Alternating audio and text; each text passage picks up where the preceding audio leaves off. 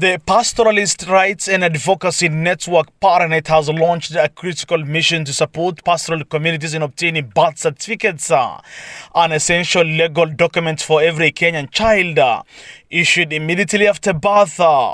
This initiative addresses a long-standing gap that has excluded many nomadic families from accessing fundamental rights and services.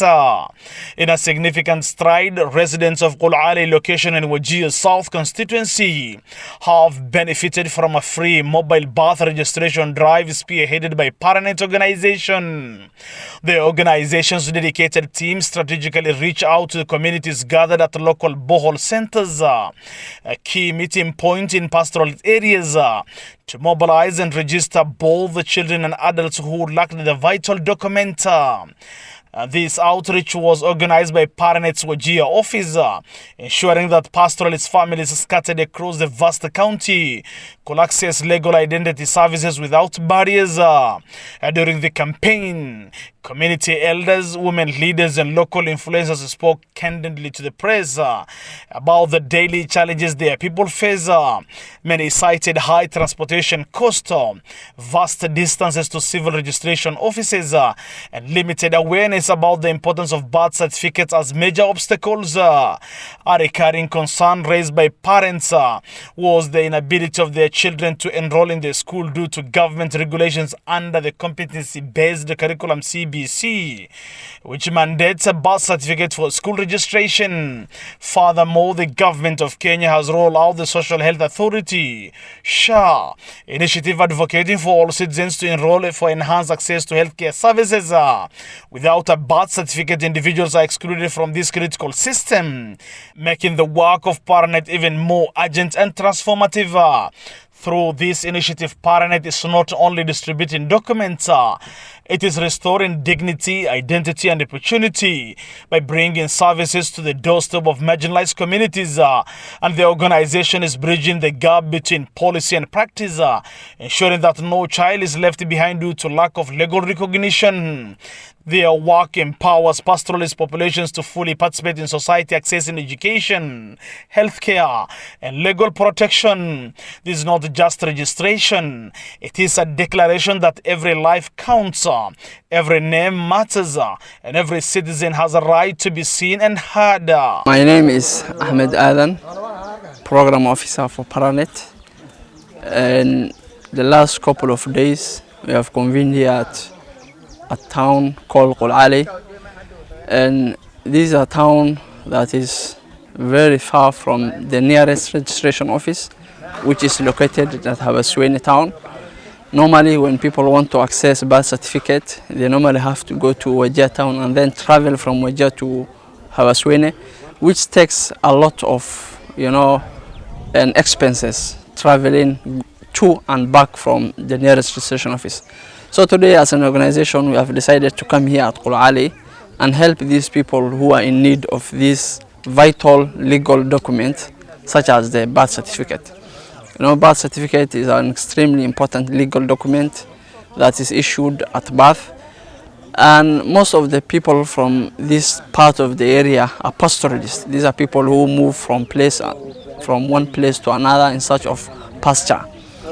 So in the process, the children are left to suffer because they are the ones who are lacking these vital documents. And thus sometimes it affects their education, and in the recent reforms of the education, the CBC, for example, and a child, before he progresses to grade 4, must have a birth certificate.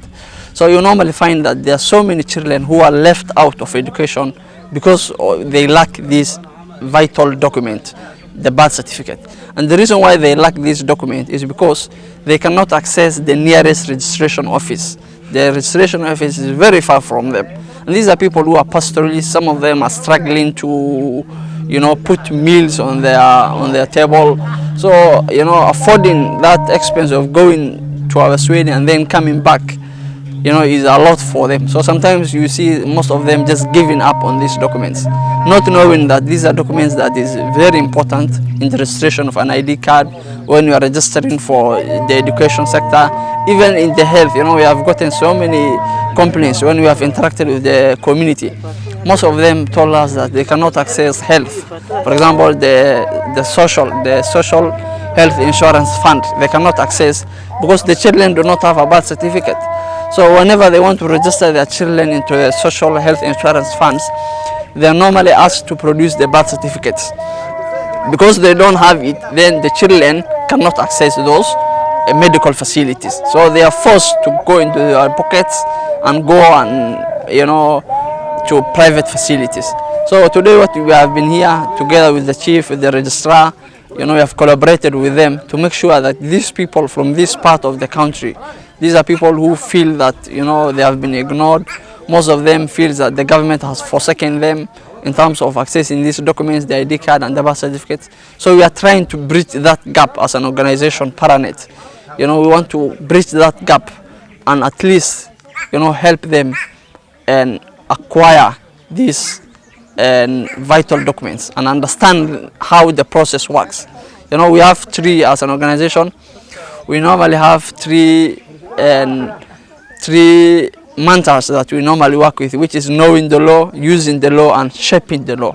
So these are people who normally do not have, because of the illiteracy and so forth, they don't know how these things work. So as an organization, we are trying to bridge that gap by collaborating with different stakeholders. Ahmed Mukhtar Usman, Chairman Qulcaley baan nahay. Maanta waxaa noo yimid ayada la dhaha Paranet oo mashruuc noo fidinayso waraaqaha dhalashada. In badan baan aan u safri jirnay meesha la dhaha Habasweyne. Lacag baan ugu bixi jirnay transport badan ayaan gubi jirnay ugu yaraan ilaa 3,000. Dadkan uusan awoodin. Waayo dad ciidamada jira, dad aan tabar lahayn baa jira oo inta awoodin ma jira. Alxamdulillah. Si fiican bay hawshan noogu socotaa waana bilaash. Si fiican bay hawshan noogu socotaa alxamdulillah. Hasaatee walaalada la dhaha Paranet aad baan ugu mahadcelinaynaa sida ay shaqada u wado shalay maantaba aad baan ugu mahadcelinaynaa waan ka reesanay dibkii aan u mari jirnay transport aan gubi jirnay ilaa Habasweyne oo meesha ma ka tagto wajeer ba tagi baaskiga si raacay baaskii kulli waad ogtihiin inta ku bixi hadana go on back lacag baan ku baxayn transportkii alxamdulillah dii fadhigaan naloo keenay aad bay dawladdu mahadsan tahay. waa mahadsantiin horta mashruuc saan soo gaarsiisan ma sha Allah boqolkiiba 9 kii mahadcelinayna aad iyo aad baan ugu baahneen waxaan noo keenteen maanta anaga xoolo dhaqate oo iska mashquulsan waxyaalo fara badan oo heli karno raadin karna noo keenteen ma sha Allah aad iyo aad aan kii mahadcelinayna ilmaha ayagoo yaryar markii iskuul geeyay hata waxa lagu xiraa waraaq dhalasho caadi laakiin hadda ma sha Allah gacanta ay noo soo gashay ما شاء الله ما أمهد علينا. magacayga xayo maxamed ali dhaha waxaan joognaa Qulcaley dadka si dhibaataysan oo waxba aan haysanin oo maxay ahayd xoolo dhaqatada oo meelahaas ka soo guuray Qulcaley had soo dagayaanahay dib iyo rafaad ayaan haystay qarashka mar walba hawaas weyn lagu aadaa maanan haysanin maxay ahayd dad iska rafaasan ayaan ahaynay hay'adda hadda maanta noo imaaday oo ilaa shalay maanta aan noo goynaysay aad iyo aad aan ugu mahadcelinaynaa ilmaha marka iskuulka aadana waa la soo fiijin jiray waraq dhalasho ayaa lagu xiri jiray aad iyo aad aan ugu mahadcelinaynaa hay'adda noo keentay dad iska rafaasan ayaan ahaynay qarashka mar walba lama helaynin waa u mahadcelinaynaa. magacayga waxaa la yiraahdaa Maad Daahir Xasan odayaasha Qulcaley baan ka mid ahay alxamdulillah waa mahadsan tahay hay'adda la yiraahdaa Paranet sidii mashruuca ay noo keentay inay hore u sii wadaan laakiin awal Habasweyne oo noo jirta ما قارن انت كيلومتر اد نوgu fog baan u doonin jirnay alxamdulillah hada hadii nool keen fadhiga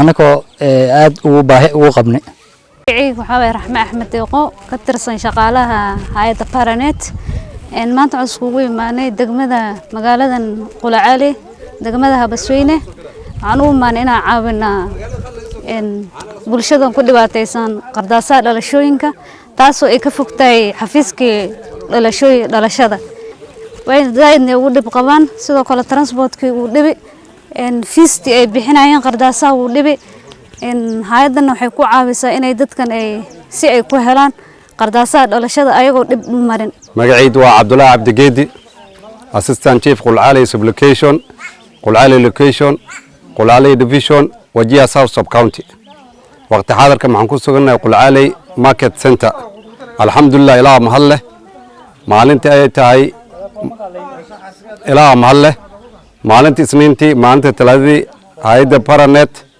yaa noo imaadeen Qulcaley noogu imaadeen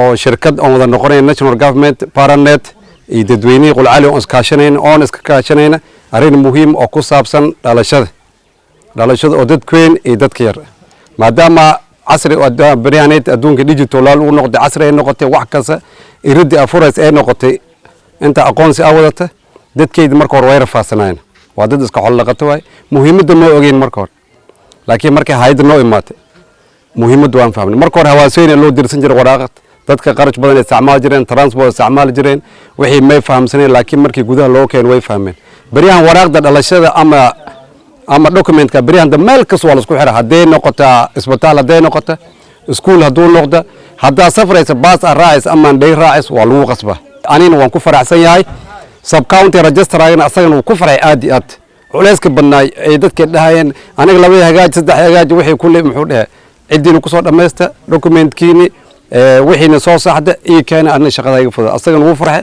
dadweynaha Qulcaley way mahadsan